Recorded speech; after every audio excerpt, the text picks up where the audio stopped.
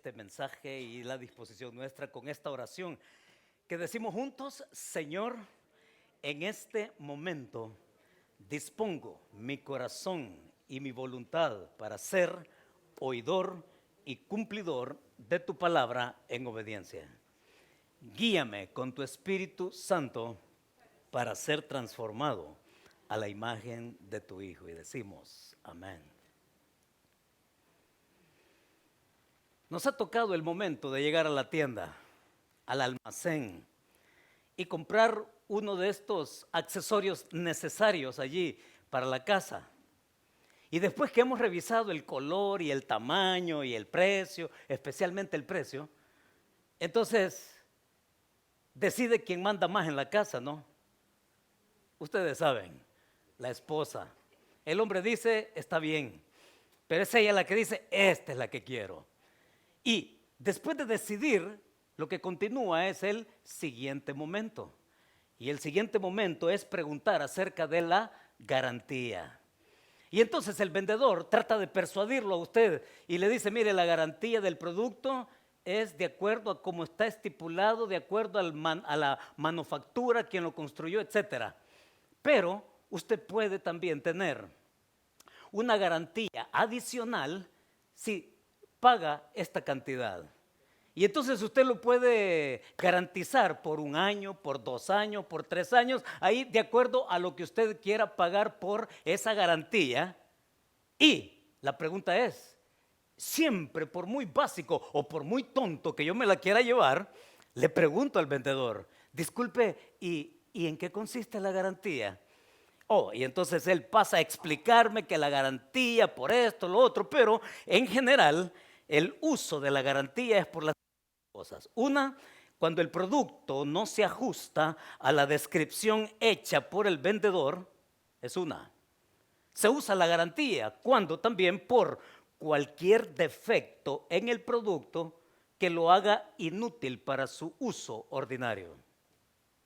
También se usa la garantía cuando el producto no sea apto para el uso que el consumidor haya solicitado de manera expresa y siempre que el vendedor también haya admitido que el producto era apto para este uso. Y también la garantía se usa cuando la instalación del producto sea incorrecta y que lleve a que éste funcione inadecuadamente. ¿Se lo han dicho así a usted? Pues cuando yo pregunto en qué consiste, pues me explican todo eso. Y hermanos, es interesante, pero a mí me gusta esa clase de garantía cuando le dicen a usted, está garantizado de por vida. Es más, hemos ido a comprar en algunas ocasiones en donde el mismo vendedor que está por cobrarle le dice, mire, y la garantía se termina en tal fecha. Y si usted viene incluso en el día antes, se lo cambiamos y se lo damos nuevo. ¿Qué tal? ¿Se queda usted con una garantía así? Claro que sí. Aquellas garantías que son de por vida son las mejores. ¿Y saben qué? Cuando nosotros aplicamos estos términos o estas ideas comerciales a la vida espiritual, también podemos entender algunos principios. Porque aplicarle esto a la vida espiritual, hermanos, podemos entender algo de lo que significa la gracia de Dios. ¿Por qué? Porque ciertamente lo que hemos venido viendo en el pasaje con Pedro es que la gracia no se compra. La gracia no se compra para que yo tenga el derecho de decir, ¿y cuánto dura? Disculpe, ¿y hasta cuándo se caduca? ¿Cierto? Pero cuando venimos a la gracia, que es algo que no podemos comprar, que es algo que se nos da, ha dicho Pedro, por el poder divino yo se las doy, dice Dios. Entonces yo no tengo el derecho de regatearle cuándo es que se termina o cómo es la cosa. ¿Por qué, hermanos? Porque si nosotros aplicáramos los términos comerciales en nuestros conceptos humanos a la gracia, entonces Dios diría, ¿no? Bueno, si no te complace mi gracia, entonces se te devuelven tus pecados y sigue viviendo de una manera miserable. ¿Qué tal si aplicamos eso a la vida espiritual? No, Dios te da la gracia, no para que tenga una vigencia terrenal. Porque la gracia tiene una vigencia, si bien terrenal, pero que también va más allá de ello. Y Pedro ahora nos coloca allí en lo que nos es dado. Nos es dado porque no lo hemos comprado. Nos ha sido dado y por lo tanto, hermano, nuestro derecho no es a retornar lo recibido, sino más bien a continuar con ello, con lo que Dios se propone con todos nosotros. Así que así es como Pedro nos guía el día de hoy. En el texto de hoy nos va a decir que la gracia ha sido dada no para retornarla, sino para continuar viviendo en ella hasta donde Dios se lo ha propuesto con todos nosotros. Y es así como el día de hoy Pedro nos lleva a darnos dos joyas. Vamos, aceptemos las dos joyas que Pedro se tiene por aquí, pero bien guardadas para compartirla con nosotros esta mañana. Capítulo 1 de Segunda de Pedro, y hoy vamos a los versículos 8 al 11. Y ahí en esos versículos, poniéndonos en contexto, hemos dicho que esa gracia y ese descubrimiento de la gracia tiene que ver en tanto nosotros vamos caminando, conociendo a ese Dios que nos ha dado de su gracia, a su Hijo, al mismo Padre, al Espíritu Santo, a conocer al Dios Trino, al Dios Triuno. Y ese Dios también que quiere ser conocido, como lo ha dicho allí en el verso 2, en el conocimiento de Dios y de nuestro Señor Jesús. Lo ha dicho así también en el verso 3, cuando también menciona mediante el conocimiento de aquel que nos llamó a su gloria eterna. Y es que Pedro va a insistir en el conocimiento, de no retornar a lo que éramos antes, sino a continuar descubriendo todo lo que significa la gracia. Y cuando nos damos cuenta lo que es la gracia, entonces mucho menos podemos nosotros pensar que tengo ganas de regresar como era antes. Y ahí en el versículo 8 él va a insistir una vez más en el conocimiento. Y eso nos lleva entonces a lo que decíamos el domingo anterior y ponernos en contexto hoy es aceptar lo que a mí me toca hacer. Dígalo conmigo, aceptar lo que a mí me toca hacer. Desde el principio aquel en donde todo comenzó hasta el final donde Dios quiere manifestar su gloria. Y hoy Pedro va a añadir otras cosas que cuando las examinamos es para sorprenderse y es para quedar agradecidos también. Vaya conmigo a ver el primer principio en el verso 8 y verso 9. Indíqueme con sus ojos, así que ya lo tiene a la vista, por favor. Palabra en mano ahí, 8 y 9 dice así. Porque si estas cosas están en vosotros, abundan, no os dejarán estar ociosos ni sin fruto en cuanto al conocimiento de nuestro Señor Jesucristo. Pero el que no tiene estas cosas tiene la vista muy corta, es ciego, habiendo olvidado la purificación de sus antiguos pecados. Hermanos, primer principio a lo que es este título que le hemos dado desde el domingo anterior, no almacenes tu riqueza. Hoy, no almacenes tu riqueza, parte 2. Y el primer principio que Pedro nos comparte en el verso 8 y 9 es este. Lo que Pedro está diciendo, hermanos, es esto. Dale la razón a Dios en verte fructífero. Dale la razón a Dios. Sí, ese es su deseo. Ese es su propósito para cualquiera, no para unos cuantos, sino para todos aquellos que hemos sido rescatados, redimidos por el poder de su gracia, actuando en nosotros, concediéndonos el perdón y dándonos todo lo que eso incluye en garantía, porque lo que Pedro, hermanos, está a punto de decirnos son toda la garantía con que Dios se ha jugado su reputación. La garantía de lo que eso significa. Dale la razón a Dios en verte fructífero. Y lo interesante es que Él lo explica de esta manera. Y note la primera palabra que aparece ahí, porque. Y Pedro va a dar una razón ahí, porque Dios, hermanos, quiere vernos a todos fructíferos, sin excepción. Esa es una razón por la cual aquí Pedro comienza así el verso 8. Porque, sí, hermanos, la ocupación, óigalo muy bien, la ocupación garantiza el resultado. La ocupación va a garantizar el resultado, está diciendo él acá. Y note que en el versículo 8, porque si estas cosas están, tiempo presente, están. Y cuando dice están, es porque las tienes a la mano. Es porque tú las puedes activar. Es porque existen. Es porque hay una idea de continuidad. Y es porque las tienes accesibles para que tú las tomes cuando tú quieras. Pero tú puedes continuar y puedes hacerlo porque yo te quiero ver fructífero, dice Dios. Esa es la razón. Así que démosle la razón a Dios. ¿Y cómo? ¿Y quiénes somos nosotros para contradecirle eso? ¿Acaso si nosotros, alguien nos preguntara, ¿y tú crees que Dios quiere algo bueno para ti? Hombre, la respuesta obvia, así en la punta de la lengua, a flor de labios es: siempre Dios quiere algo bueno para nosotros. Y mucho mejor. Lo que sucede es que muchas veces nosotros somos bien pobres en pensar y en pedir y nos conformamos con cosas simples cuando Él tiene grandes cosas que darnos. Así que si están en vosotros, dice, tiempo presente, ahí lo tienes a la mano, úsalo, continúa. Y también va a decir, fíjese, que si están, entonces va a evitar el estar ociosos. No existe tal cosa. Y lo interesante es que me llama la atención que quien lo está diciendo es un pescador, ¿sabe? Este Pedro, ya sabemos todos, era un pescador, digamos, artesanal. Pero dentro de lo artesanal, Pedro era un pescador bueno. El tipo era competente. Hombre, él era profesional pescando. Dele un anzuelo a Pedro, dele una atarraya a Pedro. El hombre sabía hacerlo. ¿Sí? Sabía, conocía el comportamiento del mar, del océano, de los lagos, de los ríos. El tipo era un pescador. Y lo curioso es que que es pescador se pone a hablar del agro, de la agricultura. Y es que cualquiera sabe, hermanos, sin necesidad de ser profesional. Óigalo, yo no sé si alguien aquí ha trabajado en la tierra antes. Yo en mi vida he trabajado en la tierra. Mi papá me contaba cómo su familia trabajaba la tierra de mi abuelo y de mi abuela. ¿Ya?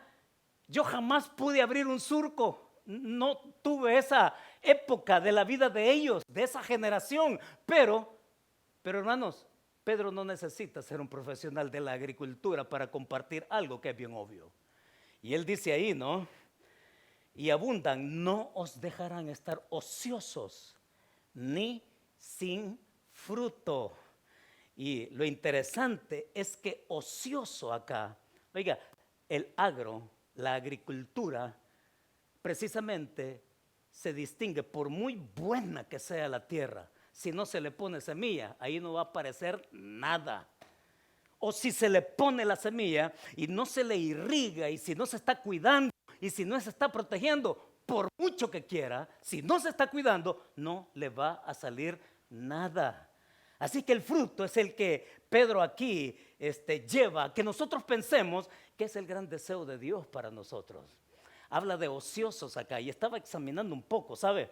Y la palabra ocioso aquí es aquella misma palabra que el mismo Señor Jesucristo usó allá en Mateo capítulo 20, verso 3. De las tantas veces con que esta palabra aparece por ahí. Pero ahí en Mateo 23 habla de el padre de familia, de ese hombre que sale a contratar gente y que encuentra a unos y que llega a un acuerdo con ellos. Pero después dice que vio a otros que estaban desocupados allá en la plaza perdiendo el tiempo y que les dice: yo quiero que ustedes trabajen. Yo quiero que ustedes vengan conmigo. Yo quiero darles a ustedes un salario. Yo quiero que ustedes sean útiles. Y dice que los contrató también. Pero la palabra desocupado allá es la palabra ocioso acá. Y sí, nos preguntamos, ¿no? Que a veces, hermanos, estar ocioso significa estar pasivo, ahí horizontal, tirado en la cama, con los ojos cerrados, sin hacer nada todo el día. Sí, eso es ociosidad. En muchos casos, yo no digo que después de usted de trabajar llegue a su casa con ganas de estar espaldas planas y de veras descansar. Claro que sí, después de trabajar se merece descansar. No, a la ociosidad a la que Pedro se está refiriendo, óigalo y mírelo como en el contexto y en el flujo del contexto esto nos queda claro, porque la ociosidad tiene que ver con, hermanos, una ociosidad mental. Una ociosidad por falta de conocimiento. Recordemos, es la tercera vez que Pedro lo va a repetir. Esa hermanos, esa ociosidad mental de no estar alimentando aquello que a mí me hace entender ese Dios que se comporta de esa manera, ese Dios que es soberano, que te ha dado la gracia para que tú sobreabundes en ella, dicho desde el principio Pedro. Y es esa ociosidad que ¿cómo se manifiesta? Una ociosidad mental, hermanos, ¿en dónde? Porque tengo vacío mental, yo no logro valorar muchas de las cosas que veo allá afuera. Y como no logro tener un criterio, óigalo, nos quedamos callados. Como si no tuviéramos mucho que decir con respecto a muchas cosas que suceden allá afuera. Con respecto a cómo es este mundo y con respecto a cómo el mundo salvajemente te propone cosas que no son, que van contra la Biblia, que van contra Dios. Y nos quedamos callados porque no hemos sabido conocer a ese Dios. Entonces hay una ociosidad mental. ¿Sí? Ociosidad mental que nos deja estar propensos a cualquier concepto que el mundo nos toque el son para que nosotros bailemos a su ritmo. Mis hermanos, Pedro está diciendo, mantente ocupado, métele fibra a tu cabeza, conoce a ese Dios que tiene criterios absolutos en su palabra y que de esa manera tú estés rindiendo los frutos que Él tiene. Pero no solamente se trata de la ociosidad mental, también está la ociosidad moral. La ociosidad moral, aceptando y estando de acuerdo todo lo que el mundo también dice y propone. Y entonces esta cultura se vuelve libertina, y le voy a decir cómo muchos llenan ese vacío moral. Esta cultura nos vende el concepto y muchos están de acuerdo con ello y viven de acuerdo a ello. Es que no es necesario casarse, simplemente es juntarse. Eso se llama fornicación, se llama pecado. Es que no lo vamos a maquillar, lo vamos a decir tal cual el Señor lo dice en su palabra. Y así toda la clase de pecados morales que este mundo constituye como ley normal. ¿Ya? Hermanos, y mucha gente moralmente quiere llenar así sus vacíos. Relaciones quebradas lo quieren llenar también de una manera precipitada, yéndose a un vacío más profundo. Es cuando Dios te trae a ver cómo Él quiere que tú seas por dentro, con fruto espiritual y conociendo también su voluntad de lo que Él quiere para tu vida. Así que, miren, hermanos solteros, para ser bien específico en esto, que esté soltero, soltera, divorciada, divorciado, viudo, viuda, cualquier categoría, no llenes tus vacíos con lo que el mundo te dice que es normal. Como hijo de Dios estás metiéndole no solo a tu corazón, a tu mente, que Dios quiere mostrarte su gloria en su voluntad como Él quiere. Y están esos vacíos también que son morales. Pero también está otra clase de vacío, ese vacío que es espiritual. Y una persona vacía espiritualmente porque no está conociendo a Dios, es esta persona que vive en constante dudas. Es esa persona que vive en dudas más que de certezas.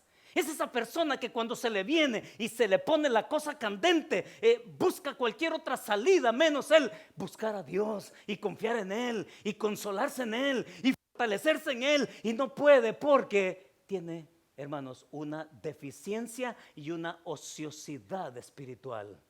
Vive más por dudas que de certezas.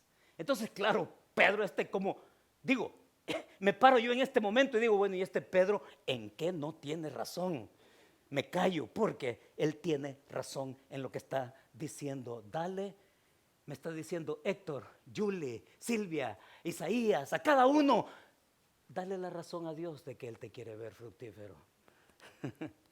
Porque, hermanos, en el versículo 8 dice, ni sin fruto en cuanto al conocimiento de nuestro Señor Jesucristo. Y en el versículo 9 Él va a continuar. Fíjese que si están estas cosas, tú vas a estar activo, tú vas a estar habilitado, tú las vas a tener a la mano. Palabra de Dios va a abundar en tu mente, en tu corazón. Tú vas a poder valorar todo lo que se te venga alrededor tuyo. Vas a tener criterio y vas a tener mucho que decir con respecto a cosas que están erradas o que son aberraciones a la Escritura. Y puedes caminar con el Señor firme. Pero si no están, dice el versículo 9, ¿lo notó? Mire cómo comienza el versículo 9. Pero si estas cosas no están, entonces hay otra cosa que se garantiza. Y lo que se garantiza ahí en el versículo 9 es un resultado pobre. Es un resultado pobre. Pero el que no tiene estas cosas tiene la vista muy corta. Es ciego, habiendo olvidado la purificación de sus antiguos pecados. Ahora, note las imágenes, por favor. Dice corto de vista. Es una persona, ¿alguien aquí padece de miopía? Bueno, miren, yo uso lentes, los uso para leer. Se llama astigmatismo, lo mío. ¿Qué es lo suyo? ¿Ya? Usa lentes para ver bien de cerca, ¿verdad? Que no le alcanzan los brazos así para... ¿Ya? O usa lentes para ver, estos son bifocales, ¿sí? Para ver de cerca y de lejos. Pero muchas veces nosotros aquí, la corta vista, lo que Pedro está diciendo es que la corta vista se relaciona con el poco esfuerzo y por el pobre fruto que llevamos cuando nuestro esfuerzo es pobre. Muchas veces tenemos resultados, pero muy pobres. Y habla de ciego, ciego de no ver más allá, es que no alcanzo a ver, somos como ciegos, dice. Te conformas en un pobre rendimiento y fruto, entonces no vas a ser capaz de ver más allá de lo que Dios tiene para ti. Y hermanos, así como puede ser de pobre el esfuerzo, así dice Pedro, es la realidad de muchos también en su vida espiritual. Su pobreza, viven en una pobreza empañada, así en una nebulosa, viven allí en una realidad enturbiada, casi que caminando a tientas. Y entonces esta persona es como ese cuadro surrealista, ¿no? Que solo son como sombras por ahí. Hermanos, estamos hablando incluso de realidades que nos parecen absurdas. Entonces, en términos prácticos, usted me va a preguntar, pastor, pero ¿cómo es una persona con la mirada corta? ¿Cómo es una persona en lo espiritual que hasta parece ciega? Pues, ¿cómo es? Se lo voy a decir. Es esa persona que no sabe afirmar el corazón en un mundo que le impone otras cosas. Hermanos, porque el mundo va a ser salvaje. Eso se lo digo así. Este mundo va a ser salvaje con usted. Ni piense que le va a tener lástima. Ni piense que lo que del mundo podemos esperar es misericordia. No, nada de eso. El mundo se le quiere imponer. El mundo a usted lo quiere arrastrar. Nos quiere llevar por donde ellos quieren.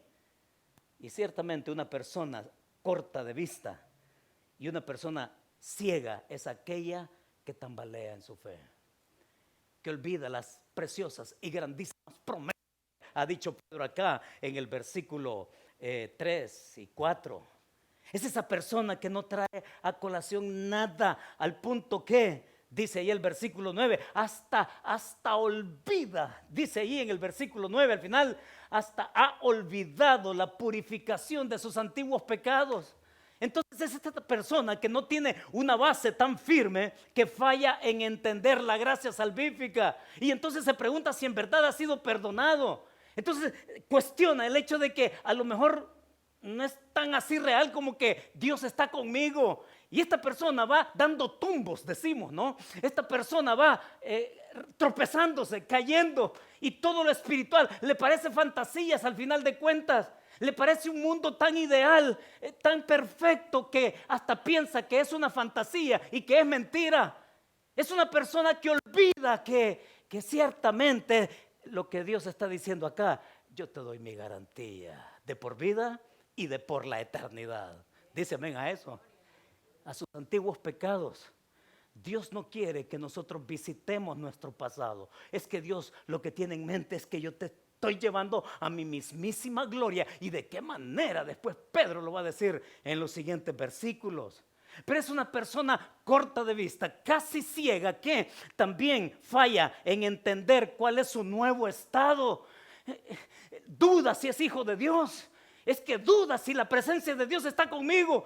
Duda de muchas de las promesas que están dichas ahí. Y toda la vida se torna entonces una contradicción. Y no solamente eso. Una persona corta de vista o ciega es aquella que falla en entender cuál es su rol en medio del cuerpo de Cristo. Falla en entender que está en este cuerpo que se llama iglesia para algo. Y es aquí donde en esta comunidad de fe estamos llamados a crecer, estamos llamados a guardar la unidad, estamos llamados a poner nuestros dones espirituales en el mejor ejercicio con que el Espíritu Santo quiere usarnos a todos por igual, sí, para edificar a otros.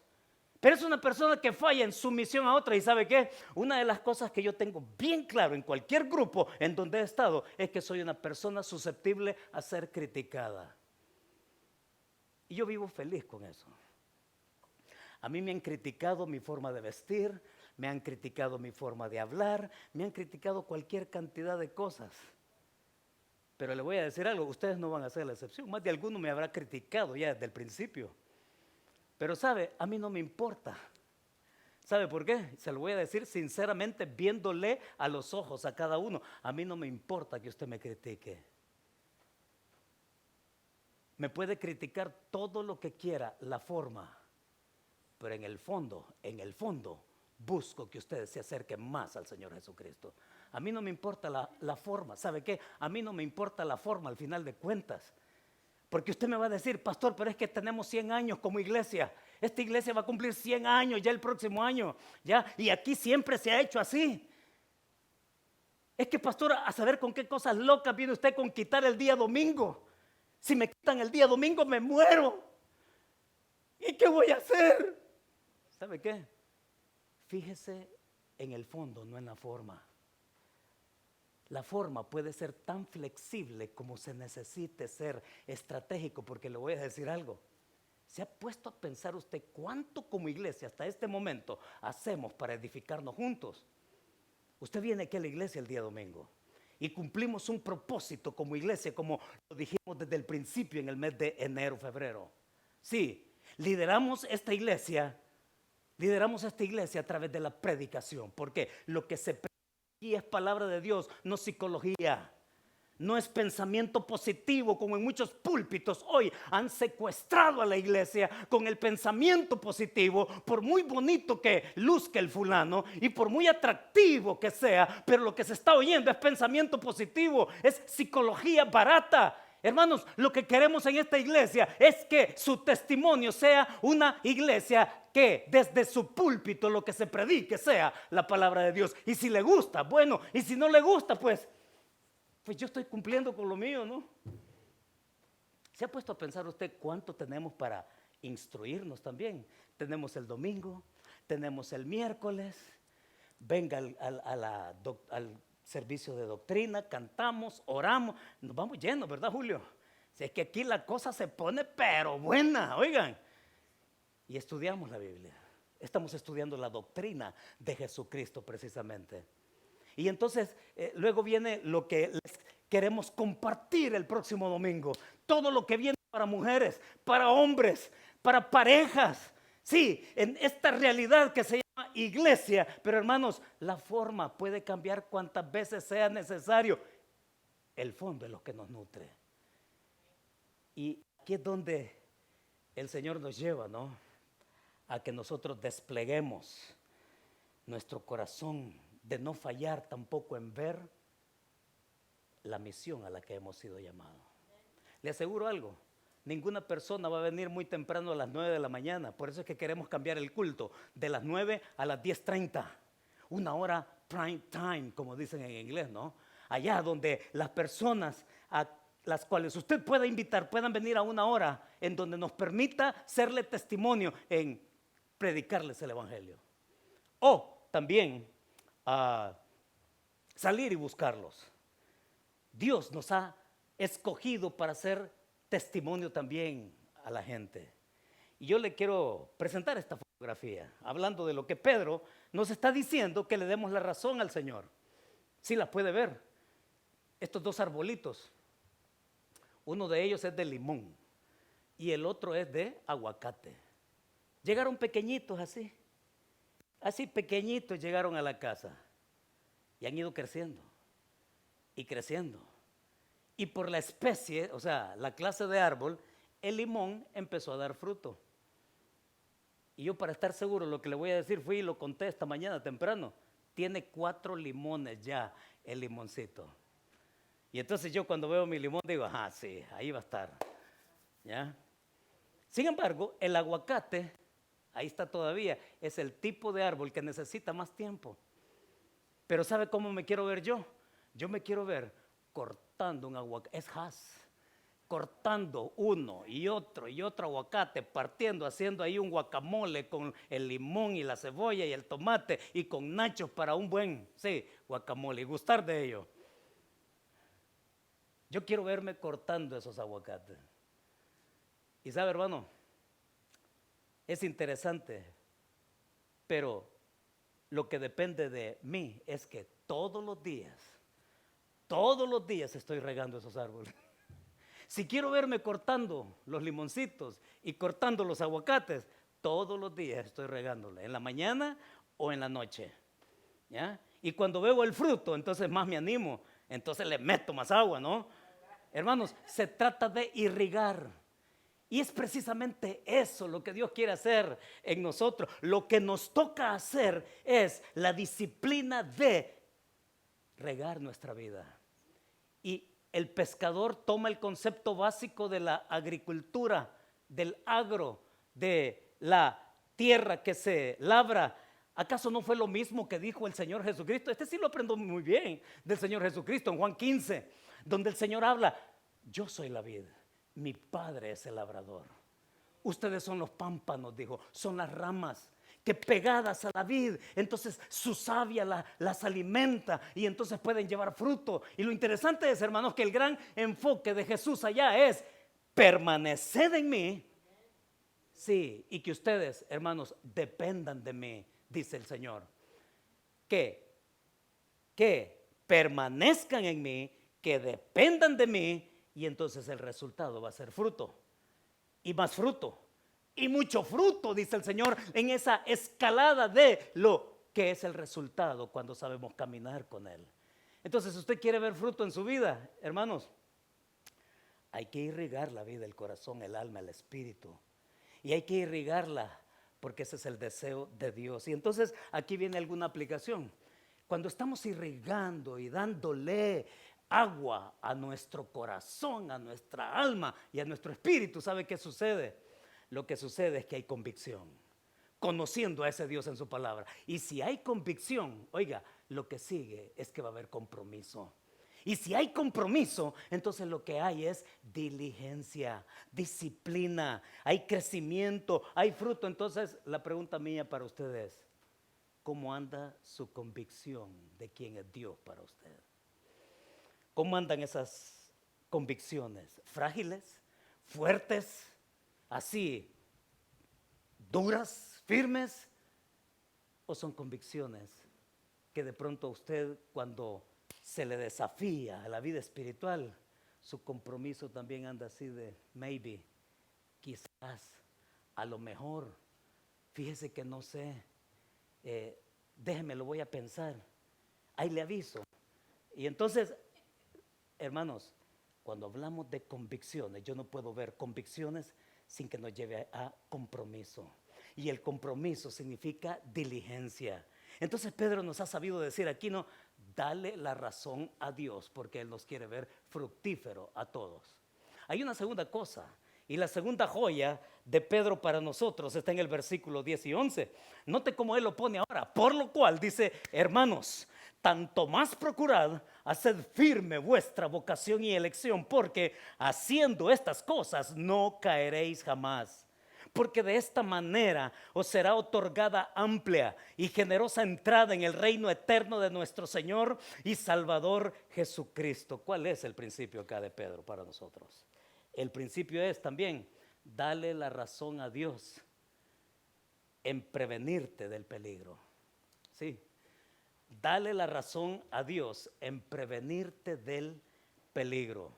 Y en el verso 10 y 11 dice allí, por lo cual, y fíjense que este por lo cual nos lleva a lo que vimos allí anteriormente en el versículo 5, cuando dice por esto mismo.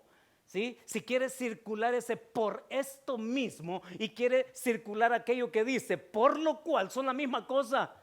Por lo cual aquí, siendo que tú eres un redimido, que eres hijo de Dios, que has sido rescatado de tu vana manera de vivir, de las tinieblas a la luz admirable suya, por lo cual dice entonces Pedro, acá en el verso 10, hermanos, tanto más, y me voy a detener en esta palabra, ¿sabe?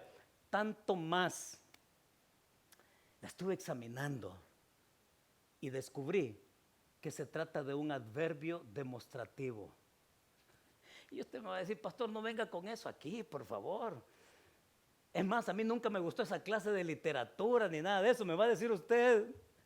Pero ¿sabe qué? Es que necesito decírselo. Ese es un pronombre demostrativo.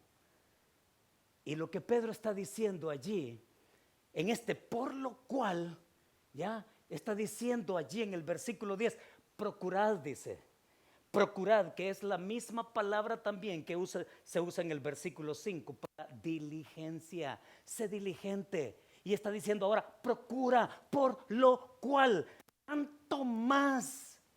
Y lo que Pedro está diciendo es esto, hermanos. Responde a mi gracia. Responde a la gracia de Dios, así como Él supo responder a tus pecados. ¿Le queda claro ese pronombre demostrativo? Lo que Pedro está diciendo, él está llevándonos a cómo Cristo respondió por nuestro pecado a cada uno. Dígame, ¿cómo respondió Cristo a su pecado y al mío? Otra vez me quedo callado y no puedo rebatirle nada al Señor. No le puedo decir al Señor, wait a minute. No.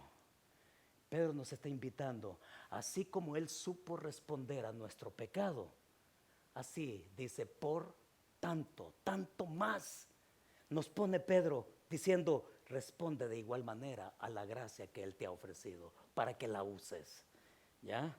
Y ahí es donde nos lleva a responderle y a esforzarnos, dice, procurad hacer firme vuestra vocación y elección. Miren, esto lo tenemos que ver el día miércoles en amplitud. Lo que yo le puedo decir por el momento, porque habla de vocación y elección, está hablando de hasta dónde llega la gracia. El miércoles anterior vimos que la gracia se ve en el Antiguo Testamento, ¿ya? Pero Pedro lleva la gracia misma hasta la eternidad del Padre. Sí, la elección, aquello que se da por la propia voluntad suya, es en la libre decisión de Dios de escogerlo a usted y no verse influenciado ni porque sea bueno o porque sea malo. Dios, de no ser influenciado por nada ni por nadie, lo escogió a usted. Cualquiera de nosotros, así, a fuerza de ser sincero, podríamos decirle a Dios, ¿sabe qué, Señor? A mí no me escojas porque soy malo. Pero no hay nada, por malo o bueno que tengamos, que lo haya influenciado a Él para escogernos. Se llama gracia, ¿se da cuenta? Y entonces Pedro sitúa la gracia, no desde el momento en que nosotros venimos al instante de conocerlo, la traslada más allá y lo lleva hasta la eternidad misma, porque Pedro nos está diciendo, la gracia de Dios llega hasta su eternidad en pensar en ti antes de que tú nacieras incluso. ¿Se da cuenta de eso? Por eso es que el Señor dice ahí en el Antiguo Testamento, ¿no? Con amor eterno te he amado y te he prolongado mi misericordia. Si eso no nos cabe y nos pega duro allá adentro, hermanos, que el Señor nos ayude. Pero habla de llamado, de vocación. ¿A qué vocación? Mire, a veces confundimos los términos, ¿sabe? Y al confundirlos también confundimos los significados, porque la vocación muchos la entienden con aquello a lo cual se dedica. ¿Y qué eres? Pues yo soy abogado. ¿Y tú qué eres?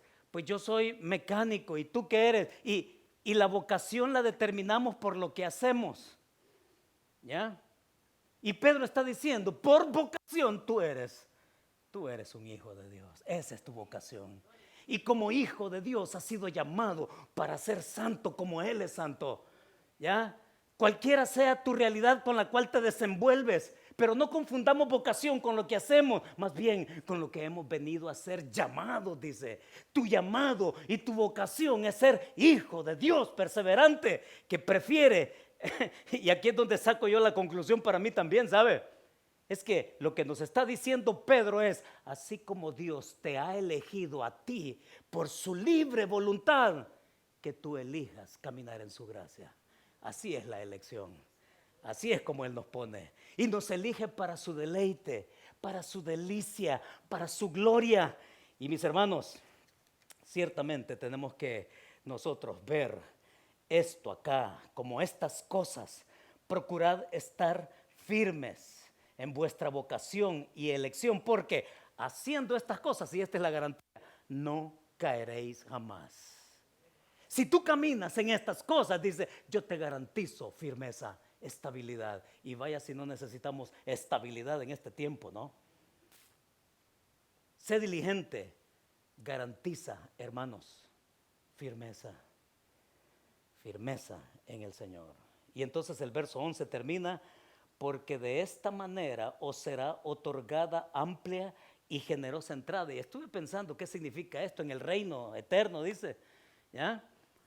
Y lo interesante es que en el contexto, hermanos, está hablando allí de, como dice en el versículo 2, o sean multiplicadas. Y va a decir también allí que abunden en vosotros. Y va a decir allí también en el contexto que podamos ser diligentes, o sea, que abundemos más y que tengamos amplio conocimiento. Todo esto tiene que ver con cuánto conocemos al Señor, porque lo has conocido en tu vida durante todo el tiempo que has permanecido ahí, que entonces toda esa generosidad que has tenido contigo mismo en lo que te toca hacer, te vas a sorprender aún más de lo que vas a encontrar en la gloria cuando entres y las puertas se te van a abrir de par en par y todo lo que has conocido de Dios en la tierra, imagínate cuánto vas a conocer allá. Dios mío, es que yo me quedo espantado, ¿sabe?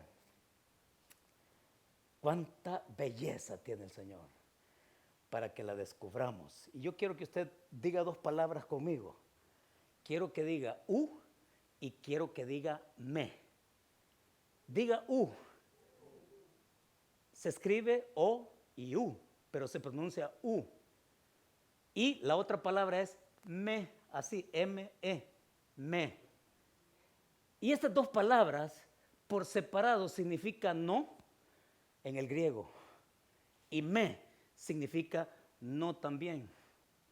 Pero cuando están juntas, sí, cuando es me y que van juntas, significa que es enfático, que es tan enfático que ahí está diciendo Pedro, si estas cosas están en vosotros, no caeréis jamás.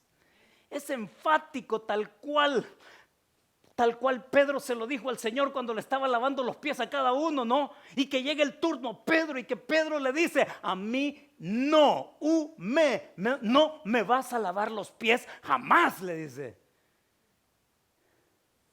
Y aquí, hermanos, venimos con Pedro y dice, la garantía es que si tú estás activo, si estás dándole duro, esforzándote, dice, no vas a caer jamás. Y oigan, no significa que no vamos a tener problemas. No significa que no vamos a tener situaciones duras. No significa, no vamos a caer de esa gracia con que hemos sido llamados para mostrar que somos hijos suyos. Yo quiero mostrarles otra foto, porque con esto cerramos. No hay cosa más molesta, dígame, que una mosca, ¿verdad? Miren, cuando uno trata de dormir tranquilo y ya empieza ese de veras que choca. Y más aún cuando se trata de comer.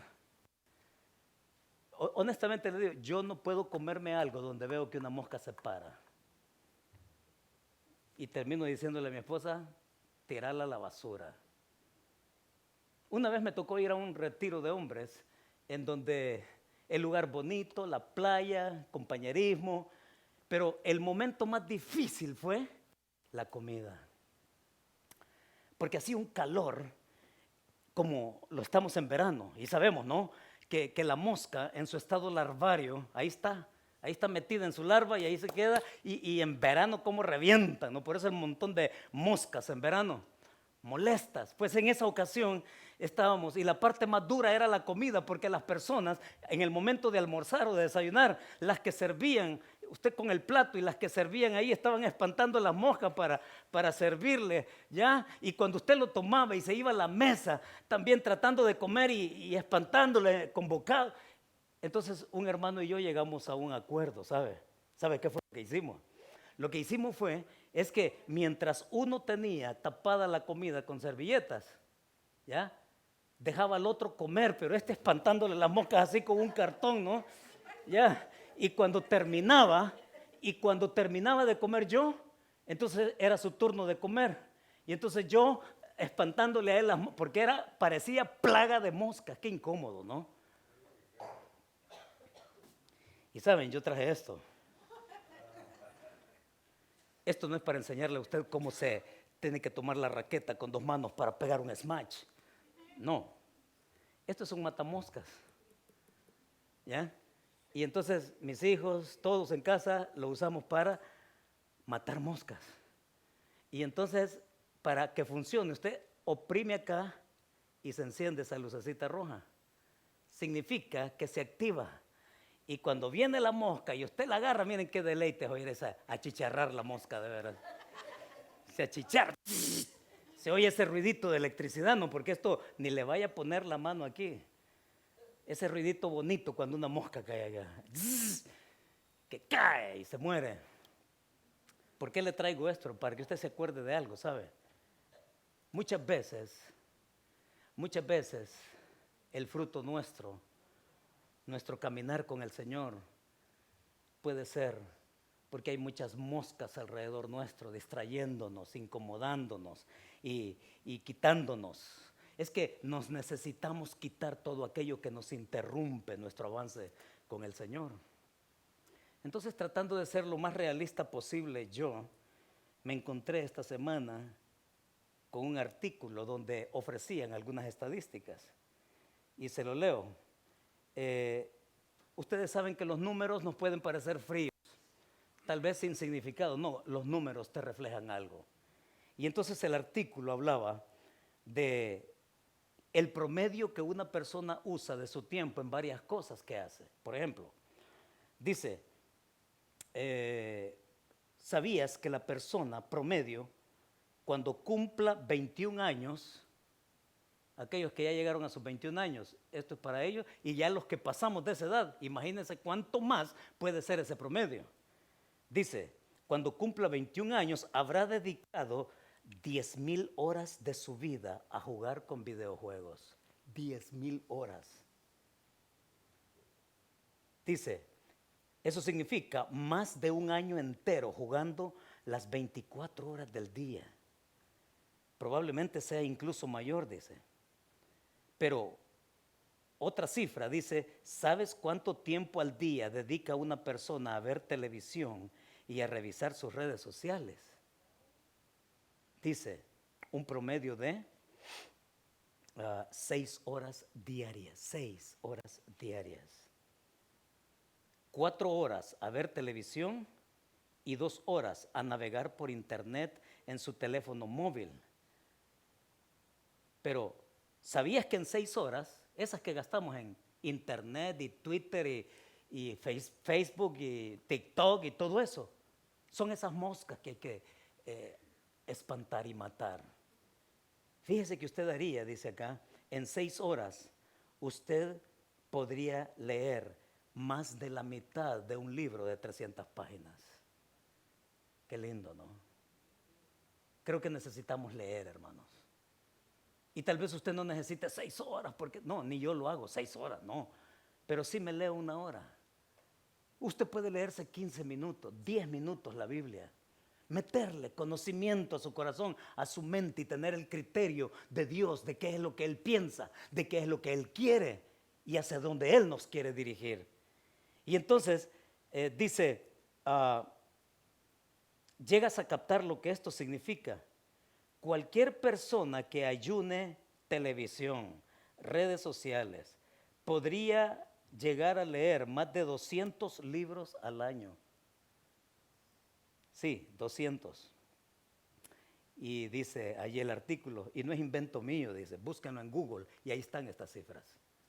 Hermanos, ¿cuáles son las moscas que usted necesita espantarse? ¿Cuáles son esas moscas que usted tiene que venir y tomar algo, activarlo y empezar a chicharrar moscas? ¿Ya? A fuerza de ser sincero, todos necesitamos matar esos distractores, matar esas moscas, perder el tiempo. Y como dicen por ahí, ¿no? El tiempo perdido, hasta los santos lo lloran, ¿verdad? Pero hay muchos cristianos, de veras, desperdiciando el tiempo, llenándose de otras cosas, twittereando y facebookeando, tiktokeando todos los días en horas de madrugada, de mañana, de tarde, de noche.